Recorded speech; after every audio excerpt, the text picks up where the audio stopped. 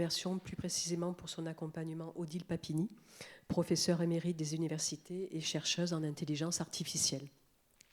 Au programme de cette fin d'après-midi, nous vous proposons une conférence animée par Magali Ox, maîtresse de conférence. Cette conférence est intitulée « Peut-on créer des robots empathiques ?» Voilà, donc je laisse la parole à Odile Papini. Bonsoir. C'est la dernière conférence consacrée à ce cycle de conférences, comme l'a dit Madame Vaca, sur l'intelligence artificielle à Marseille. Donc, on a voulu présenter des aspects à partir de la première conférence sur l'introduction un peu mythe et réalité autour de l'intelligence artificielle. La deuxième conférence, c'était historiquement l'intelligence artificielle. Enfin, Marseille est l'un des berceaux de l'intelligence artificielle en France, et donc on a voulu rappeler les travaux fondateurs par l'équipe de l'UNMINI, notamment Alain Kolmerer, qui dirigeait cette équipe sur Prologue lors de la deuxième conférence. La troisième conférence avait trait à l'apprentissage artificiel, donné par Cécile Caponi. Et aujourd'hui, Magali Ox va nous présenter une conférence intitulée « Peut-on créer des robots empathiques ?» Alors, comme nous l'avons dit lors des précédentes conférences, l'intelligence artificielle a pour objectif de doter les machines de capacités lui permettant d'effectuer des tâches réputées intelligentes, mais dans intelligente, c'est des tâches qui ne sont uniquement réalisées que par des humains. Alors aujourd'hui, ce soir, nous allons aborder une autre facette de l'intelligence artificielle, l'interaction des humains et des machines. Alors, en fait, on va voir que les interactions entre personnes et systèmes sont intrinsèquement liées, elles sont sociales et elles sont aussi émotionnelles. Alors, doter les machines de capacités leur permettant de raisonner sur la dimension sociale et émotionnelle, c'est ce qu'on va appeler l'intelligence émotionnelle, c'est-à-dire concevoir des systèmes informatiques dotés d'une intelligence émotionnelle. Alors, pour ça, ça nécessite de modéliser en fait les émotions, essayer de pouvoir créer des ordinateurs qui sont capables de reconnaître des émotions chez les utilisateurs, mais aussi d'exprimer eux-mêmes des émotions et d'adopter des comportements aussi émotionnels pour améliorer la communication entre les machines et les humains. Alors Magali Ox, elle est maîtresse de conférence à l'Université d'Aix-Marseille. Elle effectue ses recherches au laboratoire d'informatique et systèmes de l'UMINI, dans l'équipe TALEP, c'est-à-dire traitement automatique du langage parlé et écrit. Et donc, elle est spécialiste d'intelligence artificielle socio-émotionnelle. Elle participe à de nombreux projets internationaux et nationaux. Elle a publié de nombreux articles de recherche. Elle est aussi chargée au niveau de l'AMU, elle est chargée de mission à l'égalité homme-femme et à la lutte contre les discriminations. C'est important de le dire. Et enfin, elle est aussi très impliquée dans toutes les activités de vulgarisation. Vous avez peut-être vu récemment, parce qu'il y a eu une table ronde sur Eddy Lamar cet automne ici à la bibliothèque de l'Alcazar, elle y a participé. Et donc, elle participe en fait à la Nuit européenne des chercheurs. Elle s'implique beaucoup aussi dans la vulgarisation. Alors voilà, on va lui laisser la parole. Merci Odile. Bonjour. Je suis très contente aujourd'hui de venir vous parler de machines empathiques. Et donc, ça ne vous aura pas échappé, ce titre de conférence est très oxymorique, avec deux termes qui, a priori, s'opposent, machine et empathie. Et pourtant, aujourd'hui, je vais vous parler de robots, de personnages virtuels, d'ordinateurs, qui ont une certaine forme d'empathie. Et même, je vais vous parler de machines qui vont être utilisées pour apprendre l'empathie aux humains. On discutera aussi de l'intérêt d'un point de vue sociétal de ces outils, des limites et des dérives possibles de ce genre de système. Alors, la première question que l'on peut se poser, c'est qu'est-ce que l'empathie ? Donc, l'empathie se définit comme la capacité de se mettre mentalement à la place d'autrui. Donc, par exemple, vous voyez quelqu'un de triste et vous ressentez de la tristesse pour cette personne. Quand vous voyez quelqu'un se faire mal, vous pouvez avoir mal pour quelqu'un d'autre. Et si vous lisez une histoire dans le journal, vous pourriez ressentir de la joie pour les personnes si cette histoire est joyeuse. Alors, il se trouve que nous avons des neurones empathiques. C'est ce qu'on appelle aussi les neurones miroirs. Donc, lorsque quelqu'un se fait mal, vous allez activer dans votre cerveau la même zone que lorsque vous-même vous vous faites mal. Donc, on définit généralement deux types d'empathie. L'empathie cognitive, qui est la capacité de se mettre mentalement à la place d'autrui pour comprendre ce qu'il ressent. Donc typiquement, vous allez comprendre que votre fils, par exemple, est content d'avoir gagné son match de foot, parce que pour lui, il avait l'intention de gagner ce match de foot, il avait l'intention de réussir ce match, et il a eu une émotion positive parce qu'il a réussi ce match. Et d'un autre côté, on peut avoir l'empathie affective, c'est-à-dire la capacité de voir l'émotion de l'autre sans pour autant comprendre pourquoi il a cette émotion. Donc on va être triste parce que la personne en face de vous est triste. Donc d'un côté, on a l'empathie cognitive qui nécessite une sorte de prise de perspective de l'autre. Et d'un autre côté, on a l'empathie affective qui ne nécessite pas nécessairement de comprendre pourquoi l'autre ressent cette émotion, mais c'est juste d'avoir une émotion en réponse à l'émotion d'autrui. Alors ce qu'on va voir par la suite, c'est que les robots ont généralement plutôt une empathie affective et non pas une empathie cognitive. Donc ils ont très peu la capacité de prendre la perspective de l'utilisateur. Alors, l'empathie se mesure. Elle se mesure avec des questionnaires. Vous pouvez calculer votre quotient d'empathie à travers un questionnaire qui permettra d'auto-évaluer votre propre empathie. Et il y a des différences individuelles. Donc on n'est pas autant empathiques les uns que les autres. 1/10 environ de l'empathie est définie par l'inné et le reste par l'acquis. Donc il y a des gènes de l'empathie en quelque sorte, mais surtout ce qu'il faut retenir de cela, c'est que l'empathie s'apprend. Il s'apprend par votre expérience, par vos parents, vos éducateurs. Il s'apprend quand on est enfant et il s'apprend aussi quand on est adulte. Alors si je devais résumer cette slide, ce que je voudrais que vous reteniez pour le reste de la présentation, c'est qu'il y a différents niveaux d'empathie, plus ou moins complexes, allant de la prise de perspective de quelqu'un pour comprendre ce qu'il ressent, mais aussi tout simplement le fait de ressentir de l'émotion parce qu'on voit quelqu'un exprimer de l'émotion qui se rapproche plus de ce qu'on pourrait appeler la contagion émotionnelle. Et ce que je voudrais surtout que vous reteniez, c'est que l'empathie s'apprend, adulte comme enfant. Donc j'imagine que vous me voyez me venir. D'un point de vue scientifique et surtout informatique, sachant que l'empathie s'apprend, est-ce qu'on peut apprendre à un robot à être empathique ? Est-ce que c'est un problème d'apprentissage automatique, comme ce que traite l'intelligence artificielle ? Et une deuxième question qu'on va traiter dans cette présentation, c'est est-ce qu'on peut créer des robots pour apprendre l'empathie aux humains ?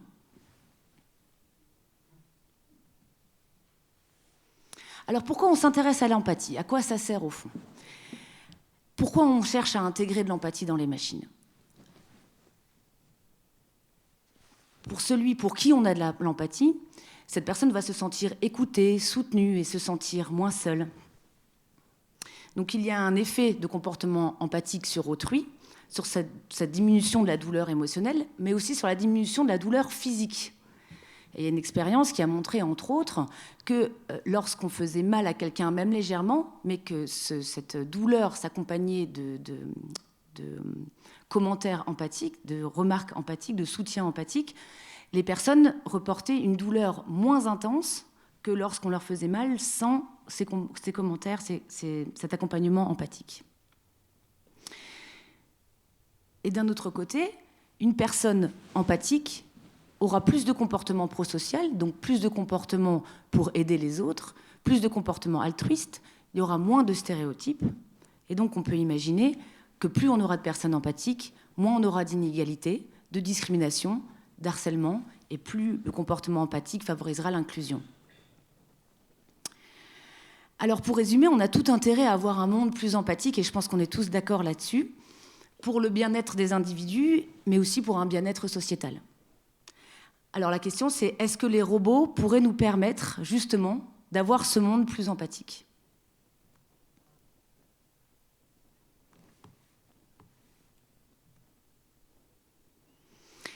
Et si on avait ces robots empathiques, la question est, est-ce que ces robots empathiques pourraient être utilisés pour réduire le mal-être des individus ? Mais aussi, est-ce qu'un robot qui apprend l'empathie aux humains ne permettrait-il pas de réduire les comportements de discrimination des humains ? Donc avant de tenter de répondre à ces questions, je voudrais faire un petit détour vers nos représentations, notre imaginaire. Donc des représentations qui sont principalement véhiculées par les médias, les films et les livres de science-fiction. Alors, la science-fiction s'est emparée de cette idée de créer des machines émotionnelles et empathiques avec une vision très sombre, très anxiogène même. Parce que la plupart du temps, on a une intelligence artificielle qui a des émotions, qui a été créée par un informaticien, mais qui va dépasser son informaticien, qui va prendre le contrôle, tenter de détruire le monde, et finalement, heureusement, on va réussir à éteindre la machine et à sauver le monde. Bref, généralement, l'intelligence artificielle est toujours montrée comme quelque chose de destructeur et pas quelque chose qui va aller vers un monde plus humaniste. Donc c'est ces scénarios qui sont pas très gais. Et un bon exemple pour introduire cette conférence est le scénario derrière Blade Runner, qui est dans ce film justement comment on distingue les humains des machines. Eh bien, par leur empathie. C'est-à-dire que seuls les humains ont de l'empathie. Les machines n'ont pas d'empathie. Et pour vérifier si cette entité est une machine, on va lui faire passer des tests empathiques. Alors, où en sommes-nous? Est-ce que vraiment ces représentations imaginaires reflètent une réalité possible ou un futur proche? Alors, je vais tenter de vous parler de l'empathie machinique, c'est-à-dire qu'est-ce que ça veut dire de créer une machine qui a de l'empathie, et surtout, quelle capacité une machine, un ordinateur devrait avoir pour être empathique. Donc, c'est toutes les recherches qui sont autour d'un courant de l'intelligence artificielle qu'on appelle l'affective computing ou encore l'intelligence artificielle émotionnelle, qui est né dans les années 2000 au MIT, aux États-Unis, et qui vise à intégrer une dimension émotionnelle, socio-émotionnelle, disons, dans les systèmes interactifs de manière générale, donc robots, personnages virtuels, box, etc. Alors, pour qu'une machine soit empathique, elle doit être capable d'abord de reconnaître les émotions humaines. C'est-à-dire de pouvoir déterminer en temps réel quelles sont les émotions ressenties par un individu. Elle doit être aussi capable de comprendre les émotions humaines, c'est-à-dire pouvoir prendre la perspective de l'utilisateur et comprendre qu'est-ce qui fait qu'il a cette émotion reconnue à un instant donné. Et la troisième compétence nécessaire pour un système empathique, c'est d'être capable d'exprimer des émotions, c'est-à-dire rendre perceptibles des états émotionnels à l'utilisateur. Alors, si on regarde chacune de ces capacités, je vais essayer de vous montrer où est-ce qu'on en est aujourd'hui en recherche. Donc, en termes de reconnaissance des émotions, est-ce qu'une machine est capable de reconnaître automatiquement des émotions des utilisateurs sans nous demander? Donc aujourd'hui, la technologie la plus avancée, c'est la reconnaissance des émotions à partir des expressions faciales. Donc on va apprendre à une machine à associer des expressions faciales à des émotions. Et il y a quelque chose de magique dans les émotions, les expressions faciales, c'est qu'il existe 7 émotions basiques, ce qu'on appelle les émotions basiques, qui sont exprimées de la même manière, quel que soit le genre de l'individu, quel que soit son âge, quelles que soient ses caractéristiques morphologiques, quelles que soient ses origines ethniques. Donc, quelles que soient ces caractéristiques, on va toujours exprimer la joie de la même manière, avec un sourire. On va toujours exprimer la surprise de la même manière, avec une grande ouverture des yeux. Donc, ces 7 émotions, c'est la joie, la tristesse, la peur, la colère, le regret et la surprise et le dégoût. Alors, je vais vous montrer une vidéo d'un système qui est aujourd'hui bien en place, qui s'appelle Intraface, et qui vous montre ce système de reconnaissance des émotions. Intraface is research software for facial image analysis. Intraface is able to perform real-time facial feature tracking, head pose estimation, gaze tracking, and recognize many facial expressions. Intraface is currently the driving technology in many applications. Augmented reality. Intraface provides the basic technology to simulate makeup on a person's face in real time with a mobile phone. Now, customers can try on different cosmetics without ever leaving their house. Audience reaction measurement. Public speaking is necessary in a wide range of occupations and social contexts. Intraface is capable of surveying the audience and measuring emotional reactions in real time. Speakers can use this information in real time to tailor their message for performance improvement. Ok. Donc une machine, on peut lui apprendre assez facilement ce que c'est qu'une émotion en termes d'expression faciale. Ça ne veut pas dire qu'elle va comprendre ce que c'est qu'une émotion, mais pour elle, la surprise, ce sera l'étirement de certains muscles. Alors, quelles sont les limites de ces systèmes? Alors, déjà, comme vous l'imaginez, elle ne peut reconnaître que les émotions qui sont exprimées, d'accord? Alors que souvent, on ressent des émotions qu'on n'exprime pas forcément. Mais surtout, elle va pouvoir reconnaître des émotions que si vous exprimez de manière assez caricaturale ces émotions. Alors, je ne sais pas vous, je ne sais pas si quand vous êtes en colère, est-ce que vous froncez bien les sourcils quand vous êtes face à votre machine? Est-ce que quand vous êtes surpris, alors quand vous êtes surpris, si vous voulez que votre machine reconnaisse votre surprise, il faut bien que vous éleviez les sourcils, d'accord? Donc en fait, dans une interaction humain-machine, la plupart du temps, on ressent ce qu'on appelle des micro-émotions, c'est-à-dire des émotions de faible intensité. Et donc des émotions qui ne sont pas reconnaissables par une machine à travers l'expression faciale. Et puis, une des limites majeures aussi, c'est que la reconnaissance se limite à ces 7 émotions stéréotypiques. Et donc, la machine n'est pas capable de reconnaître des émotions aussi simples que la satisfaction, ou la frustration, ou la fierté, ou la honte, etc. Alors, en termes des autres modalités, évidemment, on pourrait se dire, on pourrait reconnaître les émotions à travers la voix. Donc, encore une fois, on peut reconnaître certaines émotions comme le calme ou le stress à travers la voix, ou encore à travers des indices physiologiques comme le rythme cardiaque ou la conductivité de la peau, mais on ne peut pas reconnaître toutes les émotions, et on peut reconnaître les émotions que si elles sont exprimées de manière très forte et très caricaturale. D'un point de vue cerveau, il n'existe pas de zone de cerveau caractéristique de la honte, ou de la fierté, ou de la joie, etc.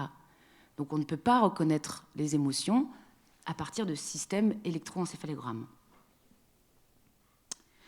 Donc, quand on pose la question « est-ce qu'une machine est capable de reconnaître des émotions ?», la réponse est oui, mais dans une limite très forte, avec toutes les limites que je viens de vous présenter. Et encore, je ne vous ai pas parlé du contexte, c'est-à-dire que si vous avez un système de reconnaissance d'émotions, mais si le fond n'est pas très contrasté avec votre visage, la machine ne va pas réussir à reconnaître votre visage et donc les émotions. En termes d'expression des émotions, est-ce qu'on est capable de créer des machines, des ordinateurs, des robots, des personnages virtuels qui peuvent exprimer des émotions qui sont perceptibles par les utilisateurs? Alors, j'adore commencer par cet exemple de travaux de recherche qui sont menés au Japon depuis plusieurs années, et notamment par un chercheur qui s'appelle Ishiguro, qui a créé son clone à travers un robot humanoïde, un androïde. Donc c'est extrêmement bluffant, puisque on a des robots qui ressemblent incroyablement à des humains. Donc ici, vous avez 3 individus et 3 clones de ces individus. Donc là, je vais vous demander de travailler un peu. Je vais vous montrer cette vidéo. Et... ah mince. Et je voudrais que vous reconnaissiez dans la vidéo quels sont les humains et quels sont les robots. Ah non, j'arrive pas.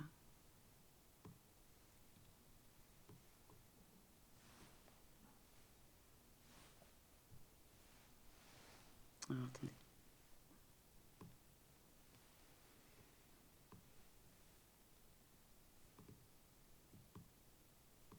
Ça vous laisse un petit temps pour vous préparer.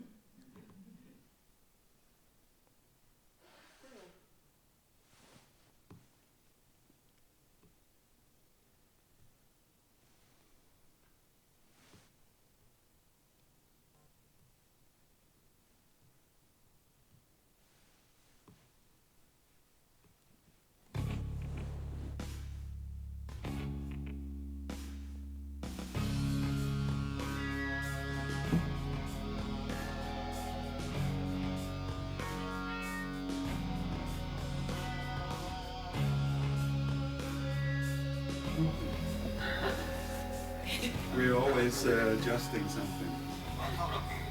Alors j'espère que c'est clair pour vous. What are you doing? コーダー喋れへんのか。ちっちゃい。音が小さい。あ、いや、それは今日。So let's have more natural conversation. Natural conversation.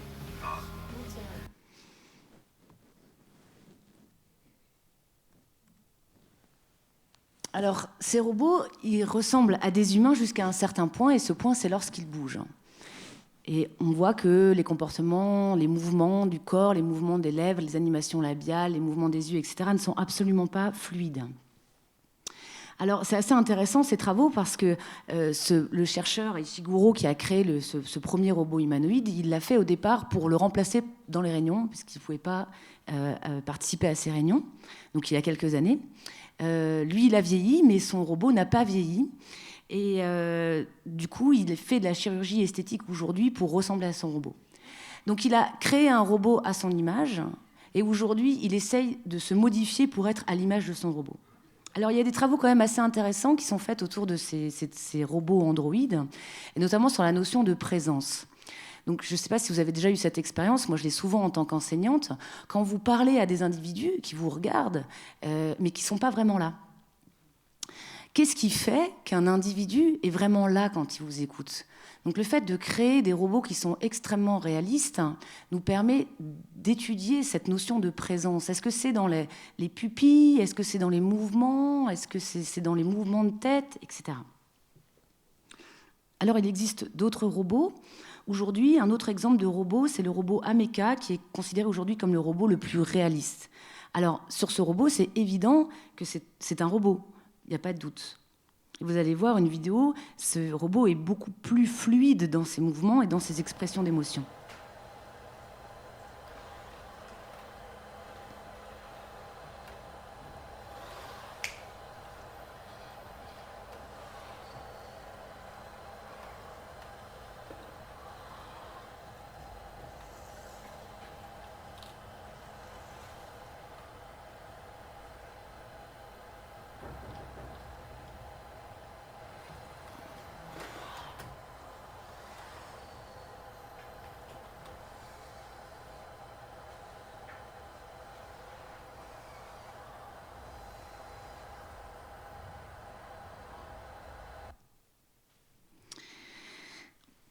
Alors, même si ces robots ont l'air extrêmement complexes et intelligents, j'aimerais que vous reteniez que ce ne sont que des marionnettes.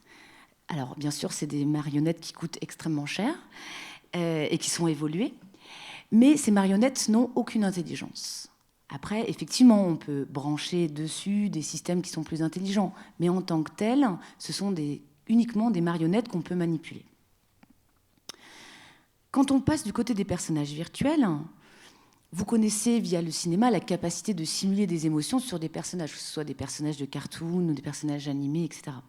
Alors, ce que vous avez plus l'habitude de voir sur le net, par exemple, ce sont ce qu'on appelle des chatbots, des personnages, des robots de conversation. Par exemple, quand vous voulez réserver un billet de train. Alors, ces chatbots, ils sont capables d'exprimer des émotions, en particulier à travers leurs expressions faciales. Donc, ce qu'on fait, en fait, c'est qu'on réutilise les mêmes codes d'expression d'émotion de l'humain et on réplique ces mêmes codes. Donc, c'est-à-dire qu'un robot, un chatbot, quand il va exprimer de la joie, il va sourire.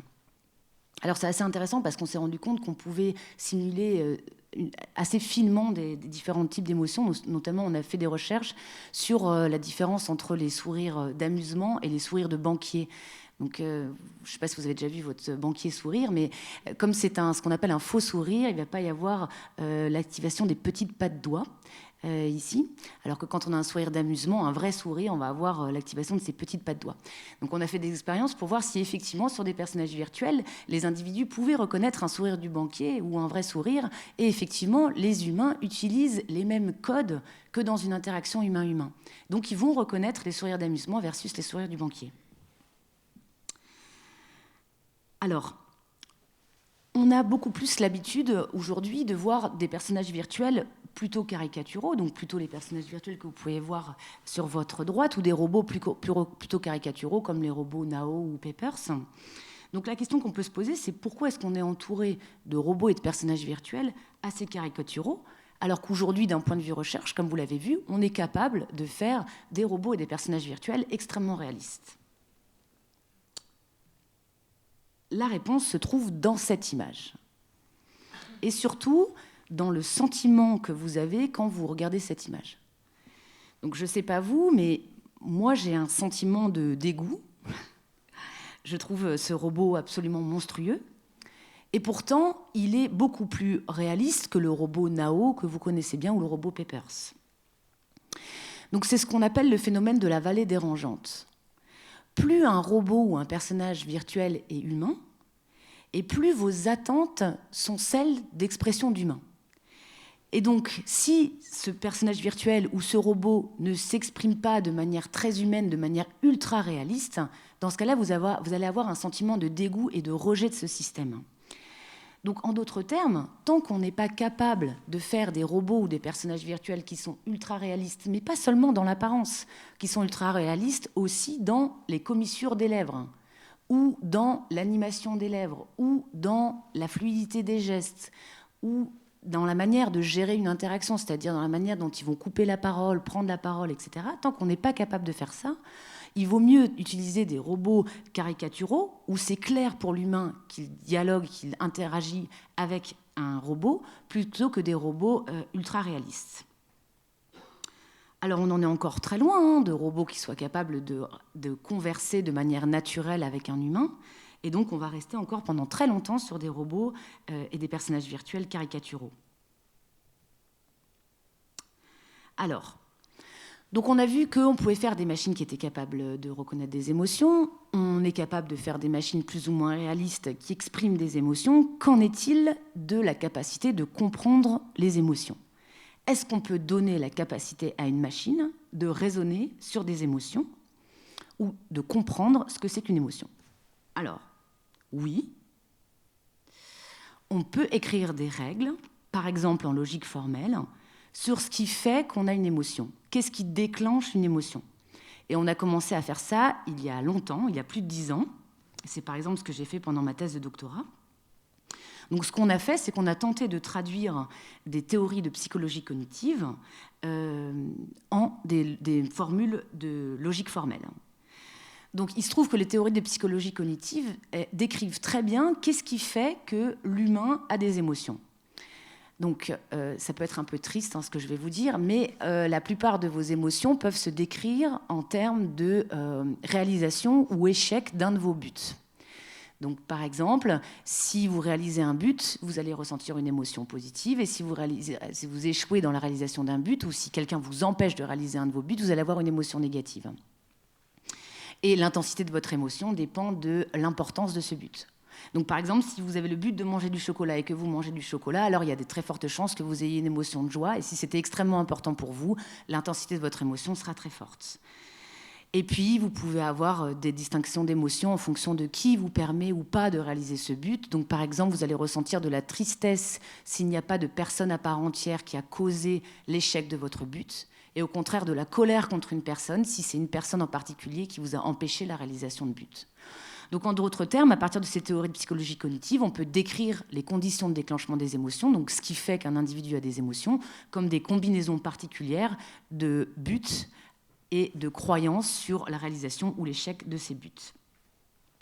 On peut même modéliser l'émotion, donc c'est ce que j'ai fait il y a quelques années, ou un robot, s'il pense que vous avez une émotion, donc s'il pense que vous avez réalisé un de vos buts, il va avoir une émotion positive parce qu'il va être content pour vous.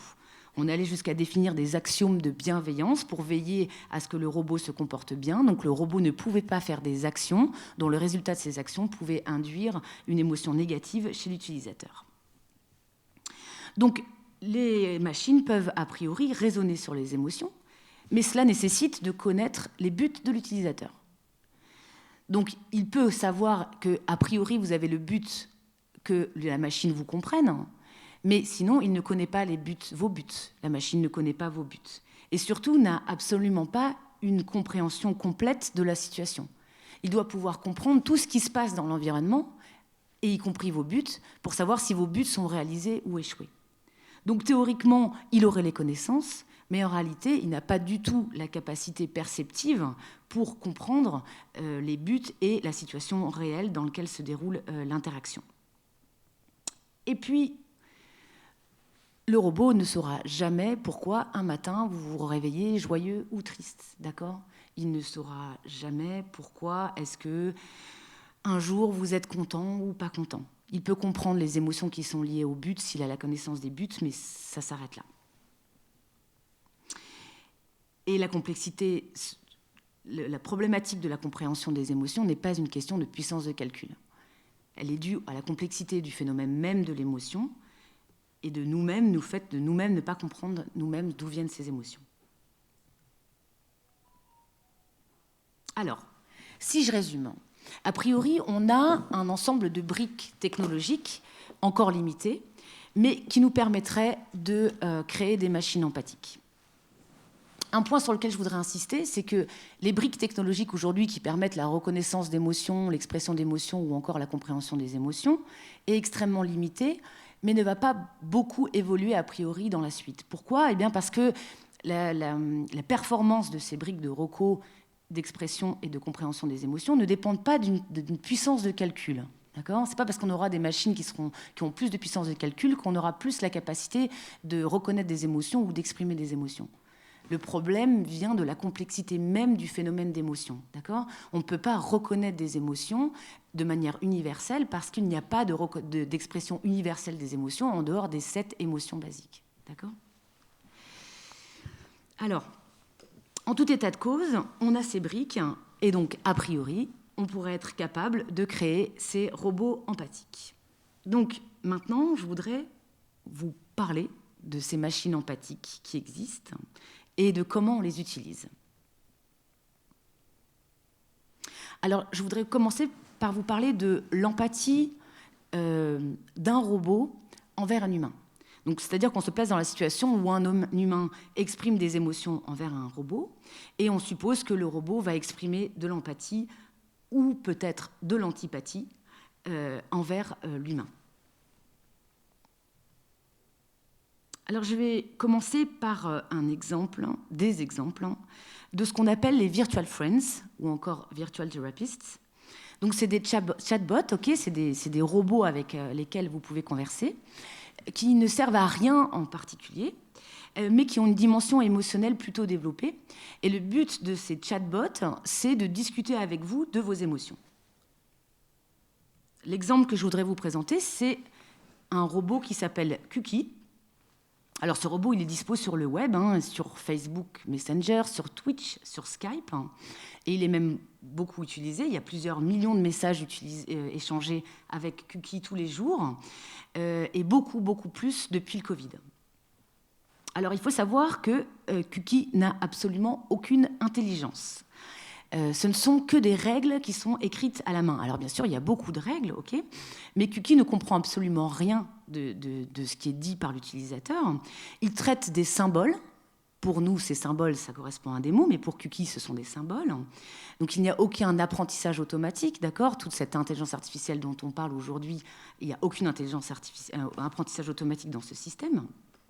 Et pourtant, cet ami virtuel est celui qui performe le mieux à ce qu'on appelle le test de Turing, ou en tout cas l'équivalent du test de Turing pour les chatbots.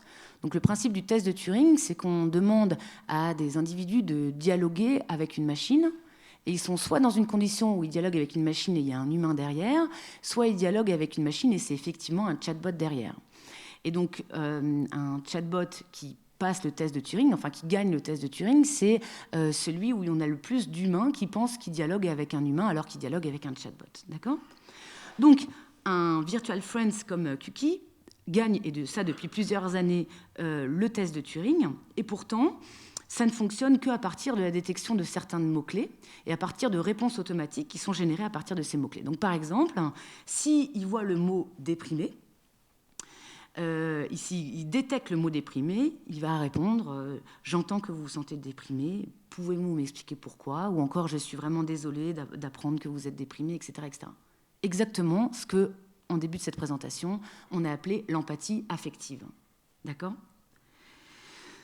Alors, ces systèmes de virtual friends, alors là, un exemple, c'est Kuki, mais il en existe bien d'autres, incitent les individus à confier leurs émotions.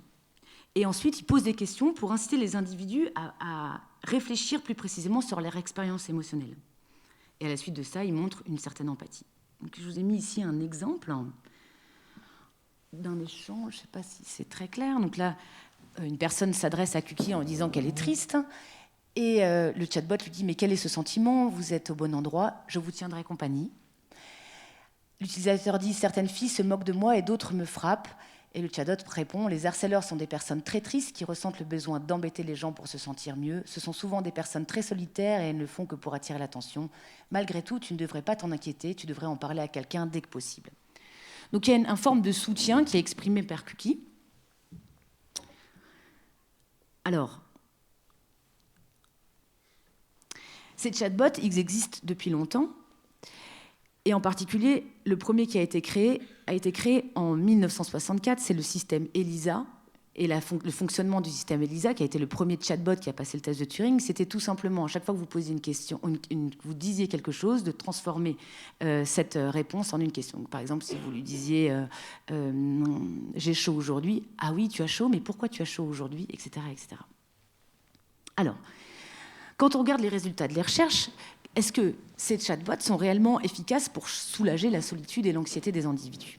Alors oui, il y a des premiers travaux qui montrent qu'effectivement, des individus ont moins de sentiments de solitude et d'anxiété lorsqu'ils discutent avec ces chatbots. Alors, il y a deux points de vue vis-à-vis de ces virtual friends ou de ces virtual therapists. Le point de vue des défenseurs, c'est qu'il permet de répondre à un problème sociétal de personnes qui sont isolées et qui se sentent seules, ou même de personnes qui n'ont pas accès à des thérapeutes, par exemple dans des zones rurales. Et donc, c'est une vraie utilité et que c'est quelque chose de bien. Et puis, il y a les détracteurs qui pensent que ce genre d'outil peut même altérer nos relations sociales avec les humains, puisqu'on peut s'habituer à des relations virtuelles, d'un ami virtuel qui est parfait, puisqu'il est toujours disponible, il est toujours d'accord avec nous, il est toujours là pour nous soutenir, il ne nous coupe jamais la parole, il ne nous gronde jamais, etc. Et donc on risquerait de chercher ce genre de relations amicales dans des vrais humains, et vu qu'on ne pourrait pas les trouver, qu'on s'isolerait dans un monde virtuel. Alors c'est exactement ce qui a été imaginé dans le scénario du film Her, où on avait un humain qui tombait amoureux d'un chatbot. Alors la réalité est équivalente, puisqu'il y a une première personne dans le monde qui a effectivement épousé un chatbot au Japon. Donc c'est simplement un hologramme.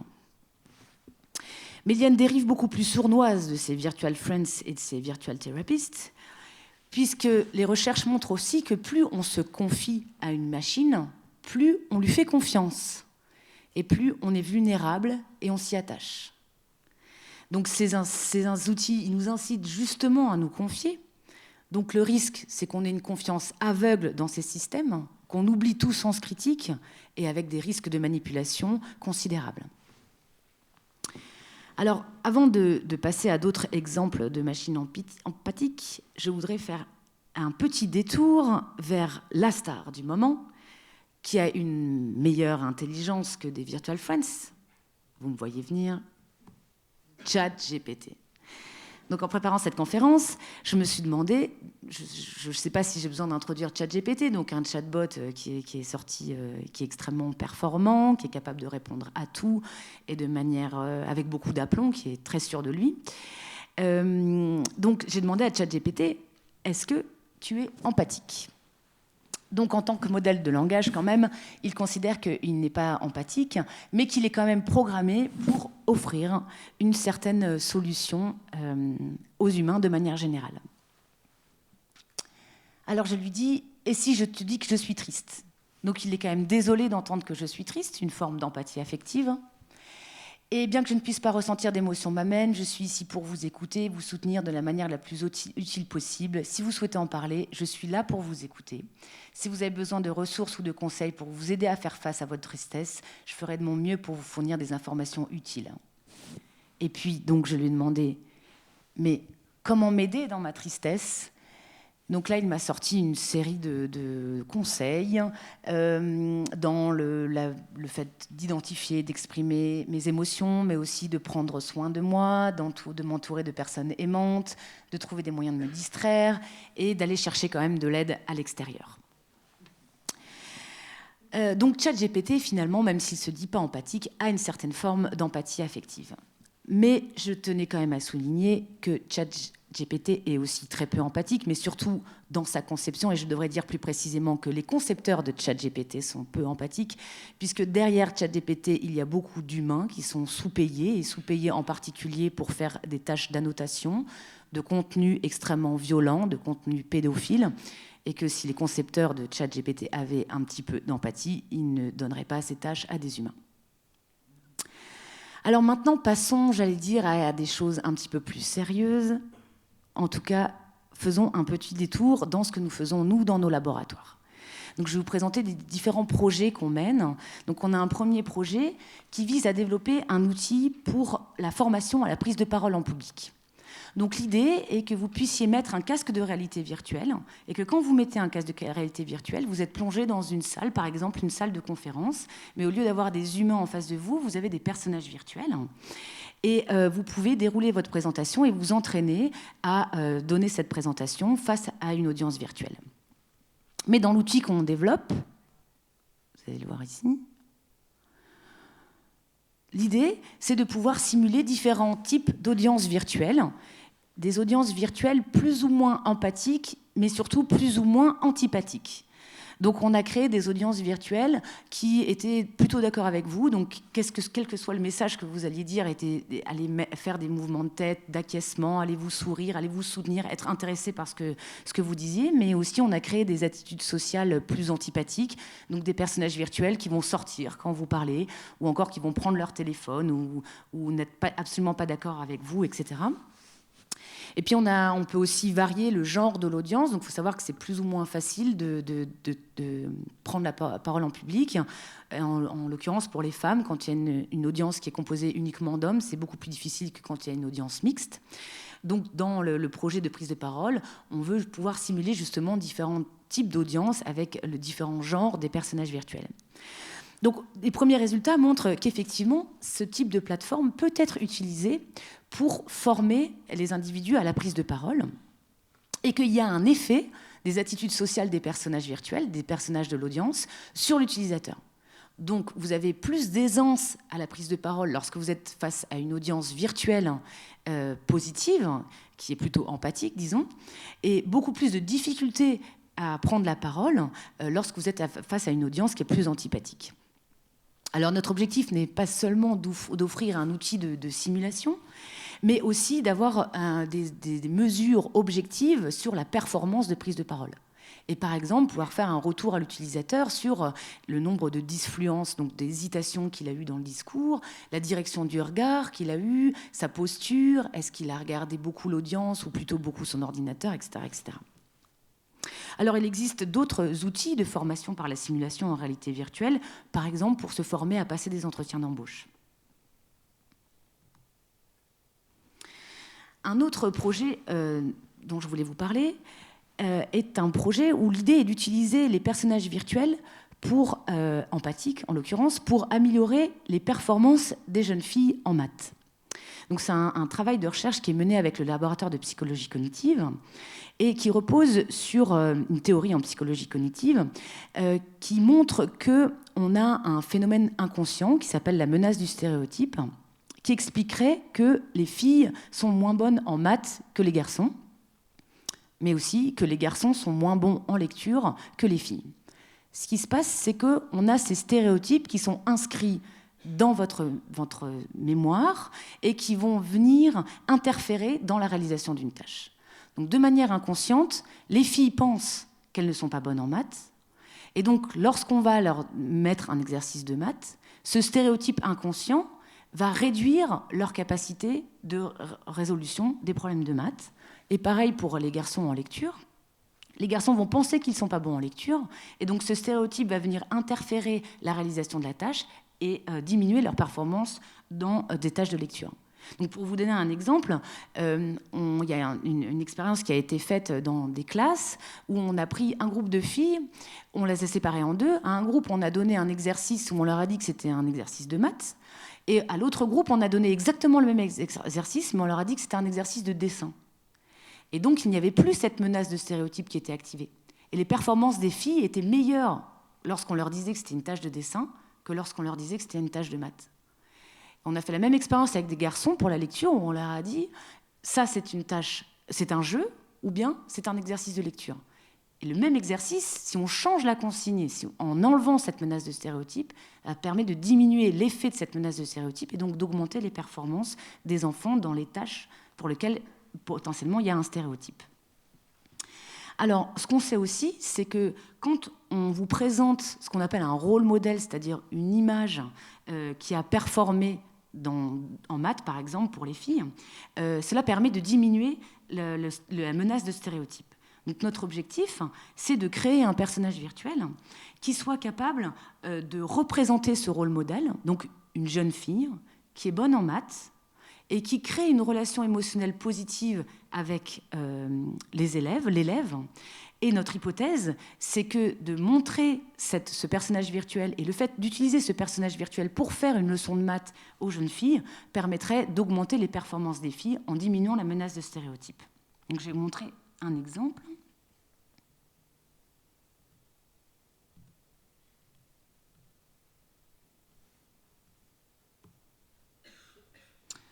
Ah non. Alors.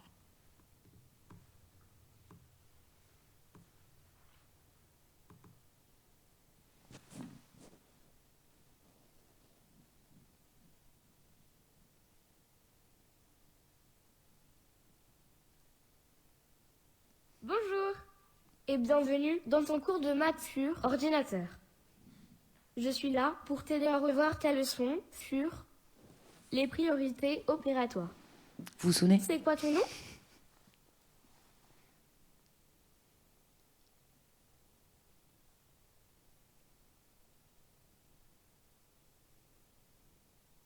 Sympa ton prénom. Moi c'est Nora. Je suis au lycée et comme toi, j'ai appris les maths au collège. Ça va ? Tu t'en sors bien en maths ?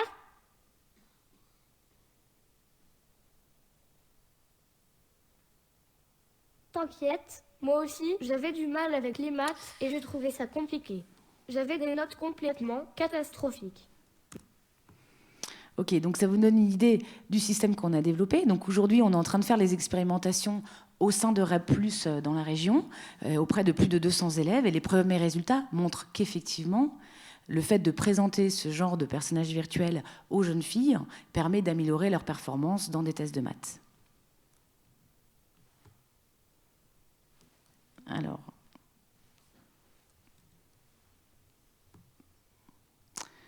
donc mon ordinateur n'a absolument aucune empathie pour moi, puisqu'en pleine conférence, il plante. Voilà, merci. Alors, on a vu l'empathie du robot envers l'humain, dès qu'on a vu qu'il existait des outils, enfin des machines plutôt, qui avaient une forme d'empathie plutôt affective. On n'a vu aucune empathie cognitive, c'est-à-dire aucun robot aujourd'hui n'existe qui est capable de prendre vraiment la perspective de l'utilisateur et d'avoir une empathie réelle cognitive envers l'utilisateur. Donc je voudrais maintenant vous parler de l'empathie dans l'autre sens. C'est-à-dire, est-ce qu'un humain pourrait avoir de l'empathie envers une machine, si la machine exprime des émotions ? Mais est-ce que ça dépend de sa forme ? Est-ce qu'on peut avoir de l'empathie pour une chaise ? Est-ce que plus on est humanoïde, plus on est empathique ? Donc il y a un certain nombre de recherches sur ce sujet qui sont extrêmement intéressantes et que je voudrais vous présenter ce soir. Alors, oui, l'humain ressent de l'empathie envers des machines de manière générale. Alors, je vais vous présenter certaines études. Donc, par exemple, il y a eu une expérience avec le robot Nao. Donc, il y a 100 personnes environ à qui on a demandé d'interagir avec le robot Nao, quelques minutes, sous prétexte d'améliorer ses algorithmes. Et puis ensuite, on a demandé, les expérimentateurs ont demandé à l'humain, d'éteindre ce robot. Mais là, Nao, il suppliait l'humain de ne pas l'éteindre, de ne pas le mettre dans le noir. Et il y a quand même un bon nombre de participants qui ont eu énormément de mal à éteindre Nao, c'est-à-dire qui ont mis beaucoup plus de temps à éteindre Nao que si Nao ne les avait pas suppliés de ne pas l'éteindre. Et il y a même des utilisateurs qui ont refusé d'éteindre Nao. Ce qui est assez intéressant, c'est que le robot Nao n'est pas très humanoïde. Il n'a même pas de bouche, il ne peut même pas sourire. D'accord ? Donc même un robot qui est très peu humanoïde, pour des robots peu humanoïdes, on peut avoir de l'empathie. Et effectivement, on n'a absolument pas besoin d'avoir des robots humanoïdes. Et un exemple un peu triste, c'est l'empathie des soldats envers les robots démineurs. Les soldats avaient énormément d'attachement, ont énormément d'attachement et d'empathie pour les robots démineurs. Parce qu'ils les voyaient comme des animaux de compagnie, ils leur donnaient des noms, ils leur remettaient même des médailles, il y avait même des funérailles pour certains robots démineurs, parce qu'ils étaient extrêmement reconnaissants que ces robots démineurs leur sauvent la vie, et ils avaient énormément d'empathie, même si ces robots démineurs avaient rien d'humanoïde, il n'y avait aucun affect qui était exprimé par ces robots démineurs, et pas d'interaction possible avec ces robots d'un point de vue verbal ou non verbal. Alors, il y a une autre étude qui a analysé l'activité cérébrale, puisqu'on sait qu'il y a des neurones empathiques, en quelque sorte. Ils ont analysé qu'est-ce qui se passait si on faisait mal à un humain. On s'attend à une certaine activation pour quand vous regardez des images d'un humain qui se fait mal, il y a une certaine activation de certains neurones liés à l'empathie. Donc, ils ont fait la même expérience en regardant quelles étaient les activations cérébrales lorsque on faisait mal, entre guillemets, à un robot. Donc là, on simulait le fait de couper un doigt d'un robot, en tout cas de couper un doigt à un robot ou un humain. Et il se trouve que les résultats montrent qu'effectivement, il y a une activité cérébrale liée à l'empathie, même quand c'est une main de robot. Donc les gens ont bien conscience que le robot ne ressent pas de douleur en particulier, mais on a la zone du cerveau qui reflète de l'empathie qui est activée. Donc ce qui est un peu rassurant, c'est qu'on a quand même moins d'empathie pour le robot que pour l'humain qui se coupe le doigt. Alors, qu'est-ce qu'on en fait de cette empathie envers les robots ? Est-ce que c'est utile et est-ce qu'on peut l'utiliser ?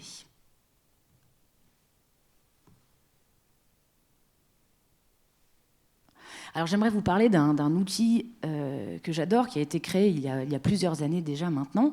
Ça fonctionne sous forme de jeu sérieux. C'est un outil qui s'appelle FearNote, qui a été développé pour lutter contre le harcèlement scolaire à l'école.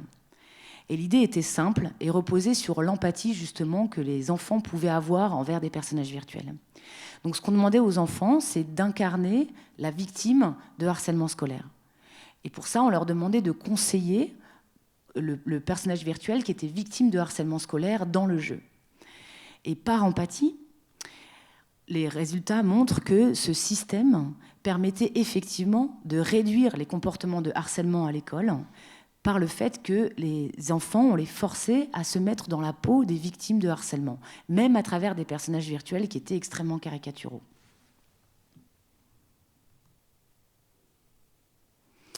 Un autre exemple de travail de recherche qui est ici mené dans nos laboratoires, qui est un projet qui vise à finalement, en quelque sorte, développer l'empathie des médecins. Donc l'objectif, c'est d'essayer de former les médecins à l'annonce de mauvaises nouvelles, comme l'annonce de cancer. Donc on sait aujourd'hui que la manière dont les médecins vont annoncer des mauvaises nouvelles va avoir beaucoup d'impact, notamment sur la probabilité de survie des individus, mais aussi, par exemple, sur les effets secondaires des médicaments. La Haute Autorité de Santé préconise la formation des médecins pour l'annonce d'événements indésirables graves, mais aujourd'hui, c'est fait de manière un peu théorique, mais absolument pas de manière pratique. Et les médecins se plaignent justement de devoir s'entraîner, entre guillemets, sur des patients réels. Donc ce qu'on a fait, c'est qu'on a développé un outil de réalité virtuelle où les médecins pouvaient s'entraîner à annoncer une mauvaise nouvelle à un patient virtuel. Donc, je vais vous montrer une petite vidéo de ce système. Donc c'est un système qui a été développé. C'est une opération qui n'est pas... Il n'y a pas de petite opération. Après, il faut aller voir ce trou et essayer de le réparer rapidement. Donc peut-être qu'ils pourront... C'est compliqué.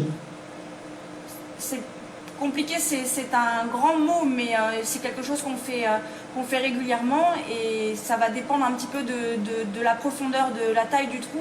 En fonction, on fera un geste différent. Mais le chirurgien va venir vous expliquer tout ça. La chirurgie, ça consiste en quoi ? La chirurgie consiste à aller regarder le trou par l'extérieur, à voir la taille de ce trou, soit réussir à suturer le trou rapidement, c'est pour ça qu'il faut vous opérer vite, sinon à enlever une partie du côlon en regard de la zone perforée. Alors là, c'est un exemple d'interaction entre un médecin, un vrai médecin, et un personnage virtuel. Donc vous voyez que le personnage virtuel, il n'est pas du tout au point, hein, d'accord ? Il y a un certain nombre de délais dans sa réponse, il est assez caricatural. Mais malgré tout, les retours qu'on a eus des médecins, c'était que c'était un outil qui était très utile parce que ça permettait néanmoins de se projeter dans une situation qu'ils allaient vivre en réel avec des individus. Alors je voudrais vous parler, pour finir, non, pas totalement, enfin d'un autre projet. Alors c'est vraiment un projet en cours. Donc c'est un projet qui vise à développer un théâtre-forum, mais en réalité virtuelle. Donc le principe du théâtre-forum, c'est une pièce de théâtre qui se joue devant vous et le spectateur va intervenir dans la pièce pour tenter de changer le cours de l'histoire. Donc c'est un principe d'éducation populaire qui a été mis en place dans les années 60 au Brésil pour apporter une conscience politique au peuple, mais qui est aujourd'hui utilisé aussi pour conscientiser des problèmes sociétaux, par exemple comme les violences faites aux femmes ou les problèmes de discrimination, etc. Alors notre projet, c'est de développer un théâtre-forum où l'utilisateur va être témoin de scènes de discrimination ordinaires, donc de scènes de sexisme ou de racisme ordinaire, mais jouées par des personnages virtuels. Et il aura comme tâche ensuite d'intervenir pour changer le cours de l'histoire. Donc ça a deux objectifs. D'abord, de faire prendre conscience aux individus des différentes formes de discrimination, de racisme et de sexisme, mais aussi et surtout d'entraîner les témoins de scènes de discrimination à réagir dans des situations réelles. Donc l'idée, c'est de les former dans des environnements virtuels pour qu'ensuite, quand la situation se déroule dans la réalité, qu'ils puissent intervenir. Alors, je vous montre les prémices de ce système. Donc, les prémices de ce système, c'est d'avoir fait venir des troupes de théâtre qui jouaient des théâtres-forums et les enregistrer pour ensuite pouvoir les rejouer sur des personnages virtuels.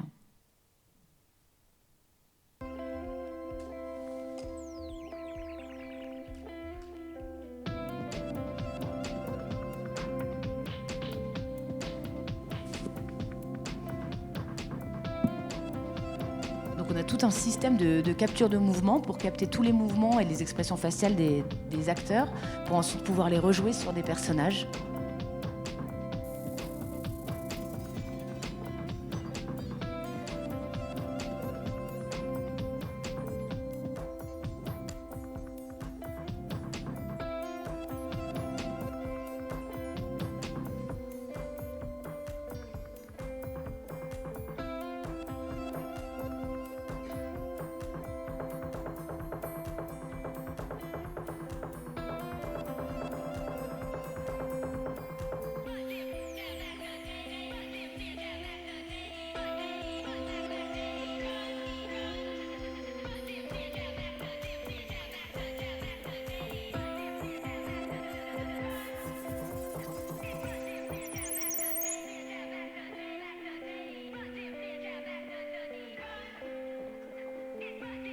Donc finalement, dans ce projet, notre objectif est de développer une forme d'empathie cognitive des individus, donc de les forcer à prendre une certaine perspective en tant que témoins pour réagir à des scènes de discrimination.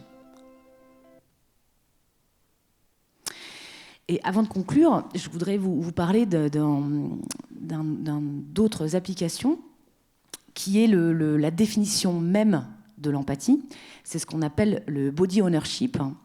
Alors, il faut savoir qu'aujourd'hui, en réalité virtuelle, vous pouvez réellement vous mettre dans le corps de quelqu'un d'autre. Vous pouvez réellement vous mettre à la place de quelqu'un d'autre. Donc, la manière dont ça fonctionne, c'est que vous allez mettre un casque de réalité virtuelle, éventuellement une combinaison de capture de mouvements si on a besoin de capter vos mouvements, mais surtout quand vous serez dans l'environnement virtuel et que vous regarderez vos mains, si vous êtes de couleur blanche, on pourrait très bien simuler le fait que votre corps soit noir. Et si vous passez devant une glace et que vous êtes une femme, on pourrait très bien simuler le fait que non, en fait, vous n'êtes pas une femme, vous êtes un homme. Et les recherches montrent qu'on a réellement ce sentiment d'avoir un autre corps. Donc c'est l'empathie cognitive à son sens le plus net, c'est-à-dire vous êtes mis complètement à la place de quelqu'un d'autre. Et donc c'est effectivement utilisé dans les recherches, et notamment pour réduire les stéréotypes liés par exemple aux biais raciaux. Donc il y a plusieurs études aujourd'hui qui ont montré que le fait de mettre des gens de couleur blanche dans la peau de personnes de couleur noire permettait de réduire les biais de stéréotypes qu'ils avaient liés à la race. D'accord ? Donc vous imaginez toutes les perspectives que ça ouvre, ce genre de système. Mais ces systèmes ont aussi été utilisés pour essayer de réduire des stéréotypes ou des comportements discriminants liés au sexisme et aux violences faites aux femmes. Et notamment, il y a un système qui a été développé où on a demandé à des hommes violents qui ont été jugés pour violence conjugale d'incarner des femmes en réalité virtuelle qui étaient dans des situations de violence. Et les résultats de ces recherches, montrent qu'effectivement, ces hommes qui ont un déficit d'empathie et qui expliquent ces comportements violents par un déficit d'empathie, ont plus d'empathie lorsqu'on les met dans ces situations. Et donc, ces systèmes où ils incarnent une femme qui se fait violenter permet d'améliorer leur empathie, en particulier leur empathie affective. Donc, ils sont plus capables ensuite de percevoir les émotions exprimées par les femmes. Alors, j'en arrive à la conclusion. Donc, pour conclure, on peut dire que les machines empathiques existent. Oui, dans un certain sens, elles existent. On a vu qu'on pouvait simuler de l'empathie. Ce n'est que de l'illusion. Qu'on ne pouvait simuler qu'une seule forme d'empathie, qui était une forme d'empathie affective finalement assez simple, d'accord ? Mais qu'elle pouvait amener à des usages spécifiques qui ont tout leur sens d'un point de vue sociétal, qu'elles pouvaient être utiles pour, par exemple, développer l'empathie des humains ou pour apporter une certaine forme de soutien, par exemple, dans des outils de formation. Alors, je voudrais finir par au-delà de l'illusion, justement. Alors, j'espère vous avoir quand même un peu convaincu sur cette phrase d'Asimov.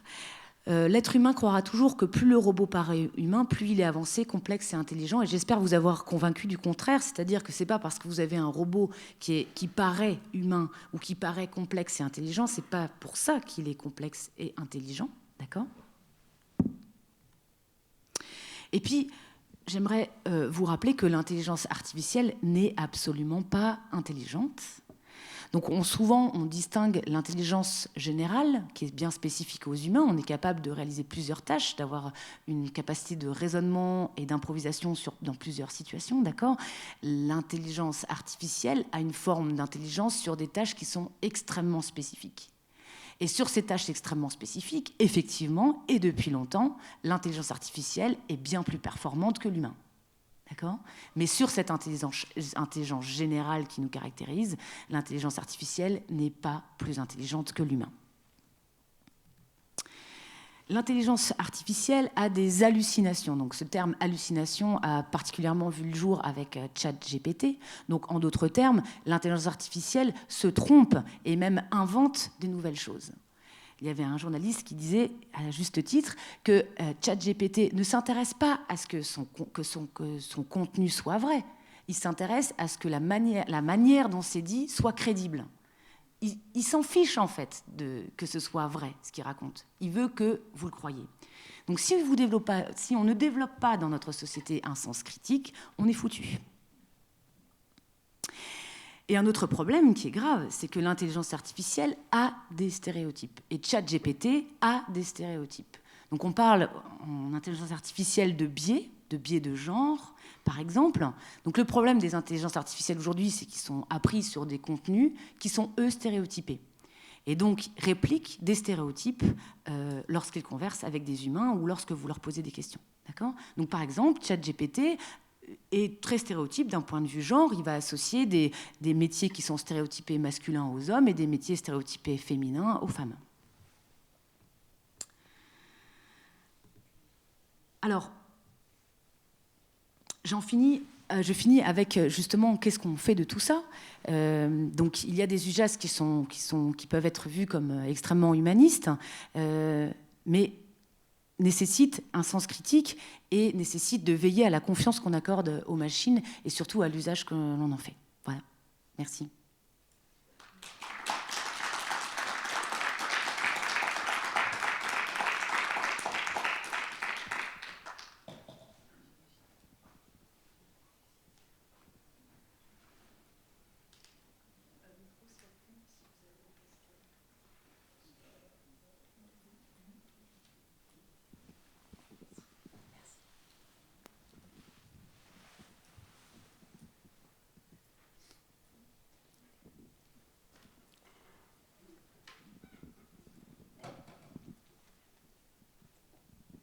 Bonsoir, merci pour votre éclairage.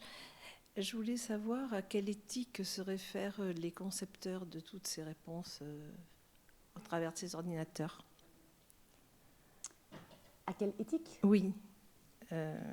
Tous ceux qui apportent ces réponses, tous ceux qui conçoivent ces réponses, comment penser qu'ils ont une éthique C'est bien le problème de ces systèmes, en fait. Par exemple, ChatGPT a une idéologie, l'idéologie de ses concepteurs. La notion de biais de genre, par exemple, c'est selon leur définition des biais de genre. Chaque concepteur a sa propre représentation de ce qui est un stéréotype ou pas, ou qu'est-ce qui est une idéologie ou pas, etc.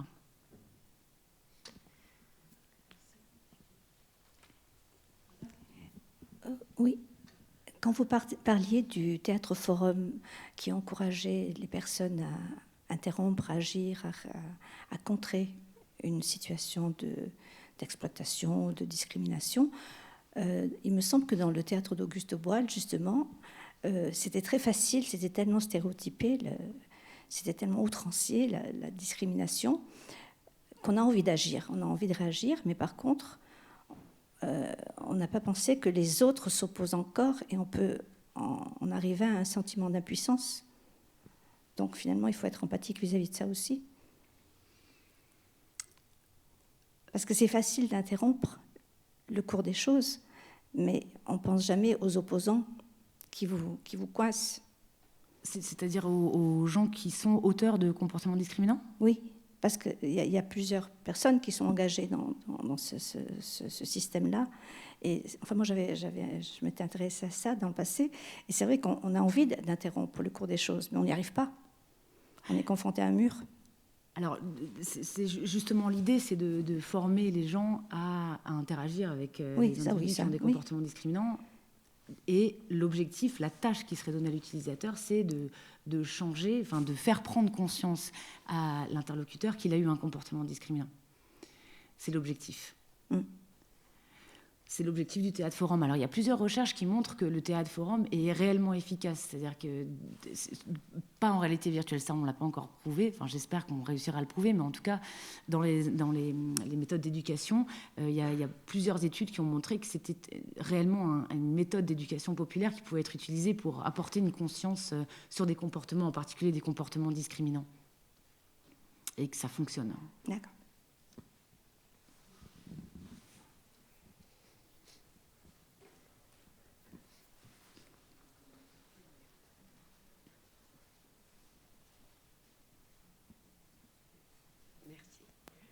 Voilà, on fabrique de plus en plus des robots pour prendre la main-d'œuvre des humains.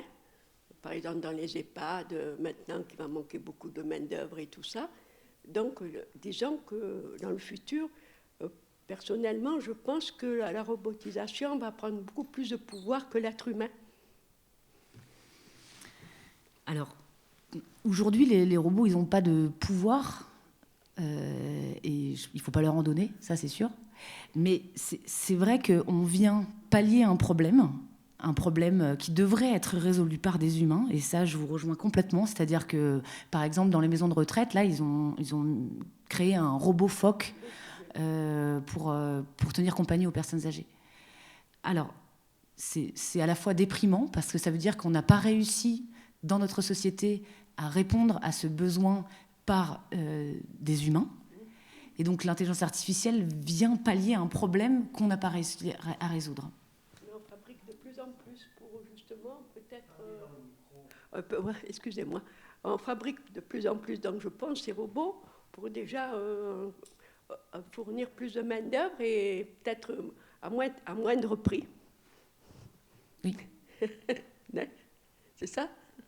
Alors, à la fois, il y a une question de main-d'œuvre, alors pas forcément les robots que j'ai présentés, mais il y a effectivement des robots qui sont développés pour réduire la main-d'œuvre. Et à la fois, alors bon, moi c'est mon point de vue, j'ai une vision assez optimiste et très humaniste de l'intelligence artificielle, parce que je pense que malgré tout, ça peut être une réponse à des problèmes de notre société qu'on n'arrive pas à résoudre et dont on ne met pas les moyens, et qu'on n'aura jamais les moyens qui seront mis en place pour les résoudre.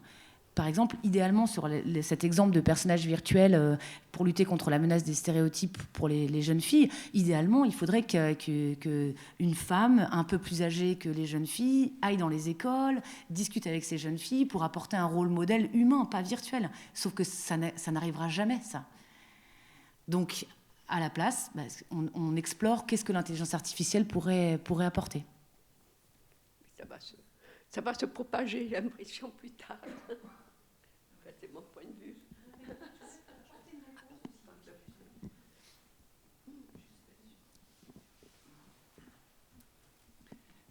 Oui, vous soulevez une question sociétale importante, hein, l'utilisation des robots dans le monde du travail. C'est vrai qu'il y a des tâches difficiles, pénibles, dangereuses, et que c'est pas plus mal que ce soit les machines qui les fassent, mais on pourrait penser à un monde où effectivement, si des robots font des tâches, eh ben, on diminue le temps de travail des personnes qui travaillent. Et diminuer le temps de travail, mieux payer les gens, et que les robots fassent des tâches pénibles et répétitives, ça peut être... Mais c'est une autre société qu'il faut penser.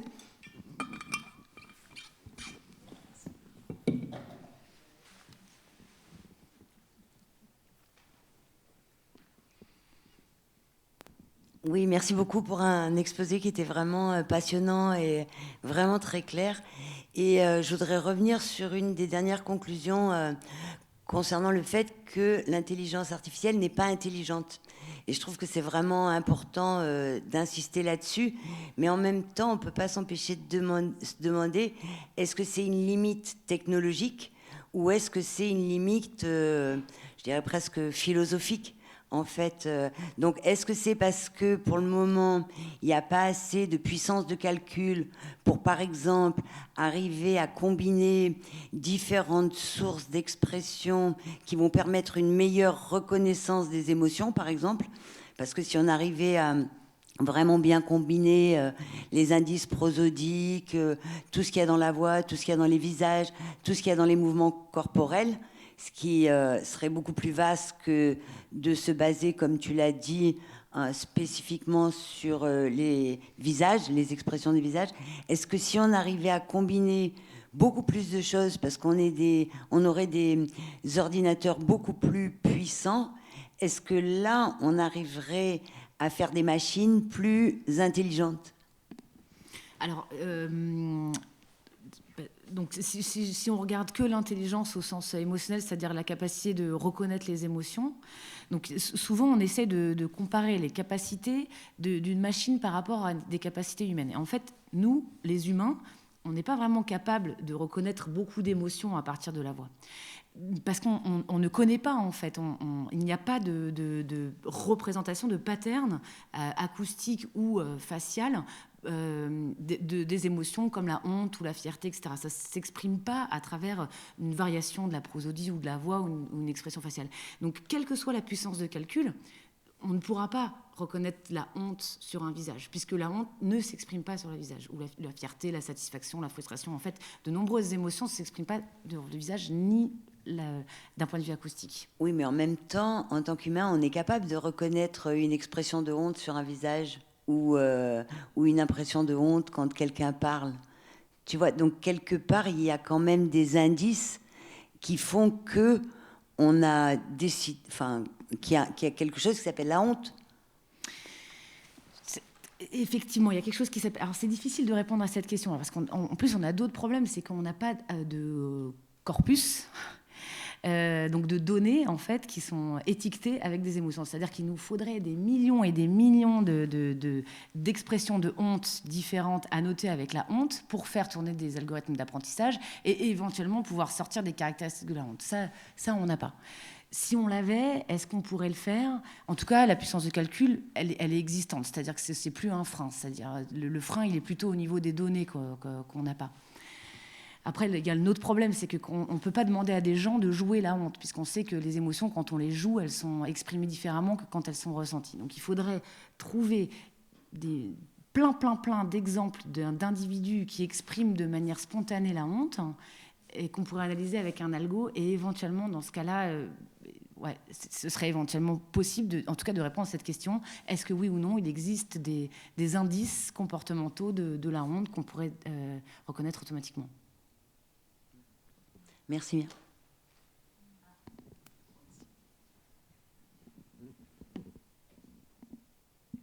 Merci pour votre exposé. J'étais très impressionnée par les soldats qui s'étaient attachés à leur robot des mineurs. Et je trouve qu'on est un peu anxieux sur notre rapport avec les objets. Parce qu'en fait, les objets sont utiles. Il n'y a qu'à voir comme les gens sont attachés à leur téléphone portable, qui est quasiment leur doudou. Il n'y a qu'à voir comme un violoniste sera attaché à son instrument. Il n'y a pas de honte à être attaché à un objet. Je veux dire, dans la mesure... Enfin, pas de honte. Il n'y a pas de diminution humaine. Dans la mesure où cet objet est utile et bien fait. On est tous attachés à notre vieille voiture. Enfin, on est attachés à notre maison. Je vois très bien un rapport comme ça avec des robots qui ne seraient pas du tout négatifs.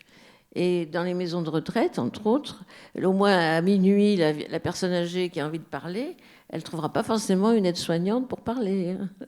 Donc moi, je trouve qu'il faut être plus positif. Et vous l'avez été, je trouve. Très, très bien. Merci. Je voulais vous signaler aussi, je ne sais pas si vous le saviez, mais par exemple, aux États-Unis, pour former les médecins, plutôt que de prendre des machines ils prennent des acteurs qui simulent une maladie.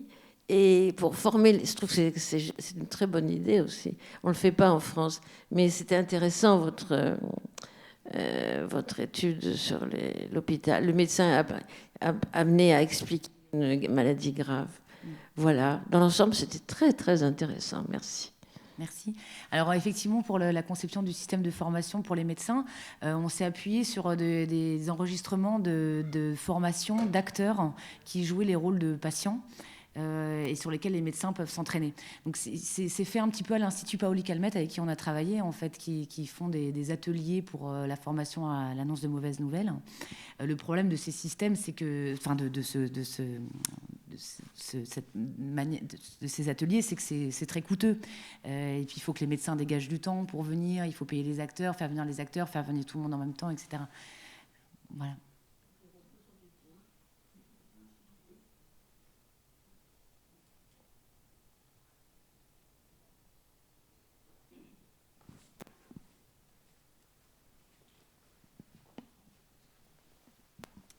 Bonsoir, merci pour votre conférence. Moi, j'ai une question à vous poser. Est-ce que l'avenir de l'homme peut-il être sans robot? De l'humain? Oui, oui. Oui, bien sûr, il peut être sans robot. On pourrait faire un retour arrière complet. On n'en a pas besoin. Tout ce que je vous ai présenté, en fait, ça pourrait être réglé par des humains. On a juste un problème d'humains, les humains s'isolent parce qu'il y a de plus en plus de machines. Enfin bon, ça c'est le revers aussi les virtual thérapeutes viennent pallier un problème d'absence de thérapeutes dans certains milieux, d'accord, ou d'absence d'accès à des thérapeutes. Bon, et ben si on avait plus de thérapeutes, est-ce qu'on aurait besoin de virtual thérapeutes?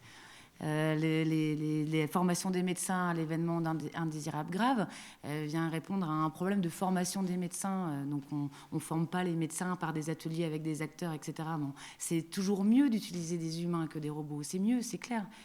Mais aujourd'hui, c'est pas ce qui est fait. Donc on vient mettre un pansement sur quelque chose qui doit être résolu et qui n'est pas résolu et qu'on n'arrive pas à résoudre avec des humains. Enfin bon, c'est mon point de vue peut-être. Et puis un robot, c'est gratuit. Ça coûte que l'électricité que ça coûte. Oh, c'est gratuit. Enfin, il faut le payer, mais un être humain, ça demande un salaire constant.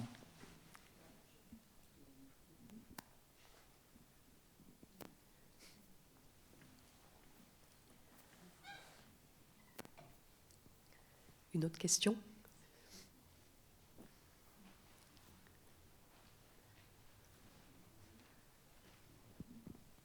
Bon, écoutez, merci beaucoup pour cette conférence.